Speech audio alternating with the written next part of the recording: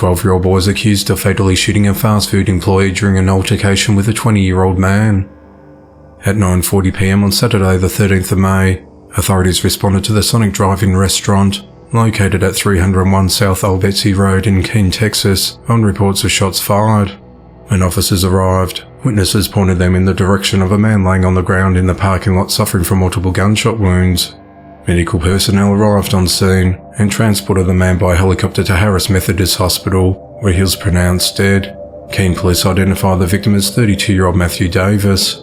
Upon further investigation, detectives learned that 20-year-old Angel Gomez of Fort Worth arrived at the Sonic Drive-In with other people in his car. Angel began acting disorderly and started urinating in the parking lot, so Matthew confronted him.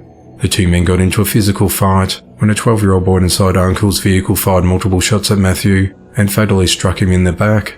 Police believe the boy fired at least 6 shots using an AR-style rifle. The juvenile and Angel fled the scene following the shooting, but Angel returned and he was arrested. Police later located the juvenile in Rio Vista, arrested him and retrieved several firearms. Both the juvenile and Angel were initially charged with murder. However, Angel's charge was later dropped and he was instead charged with making a firearm accessible to a child resulting in death and tampering with evidence. He was released on a $70,000 bond. Authorities did not disclose the boy's name or the relationship between him and Angel. The investigation into the matter continues. A 36-year-old man is behind bars for allegedly killing and kidnapping his 29-year-old ex-girlfriend. At around 7:40 a.m. on Saturday the 13th of May, Jameer Miller abducted Patrice LaToya Wilson at the end of her shift from a parking lot of the Detroit Receiving Hospital where she worked as a nurse, located in the 4200 block of St. Antoine Street in Detroit, Michigan. Jameer wore a blonde wig and tried to disguise his identity and approached Patrice from behind. He then forced her at gunpoint into a black 2020 Lincoln Nautilus SUV before speeding away. Police said he was considered armed and dangerous. At just after midday on Sunday the 14th of May, Patrice's body was found in the trunk of the SUV outside the Pavilion Court Apartments home complex, located at 22675 Pavilion Drive in Novi, Michigan. Police said that she died from a gunshot wound. Several search warrants were executed over the weekend when Jameer started feeling the pressure of the investigation. He negotiated his surrender with his lawyer at 2:15 p.m. on Sunday, and he turned himself into the Detroit Detention Center where he is held on suspicion of kidnapping and murder. Patrice's mother, Rosalind Livingston, said that Patrice and Jameer recently broke up. She said her daughter was trying to get away from him because she knew he was toxic to her. Authorities said that Jameer has a history of domestic violence and is a very violent person.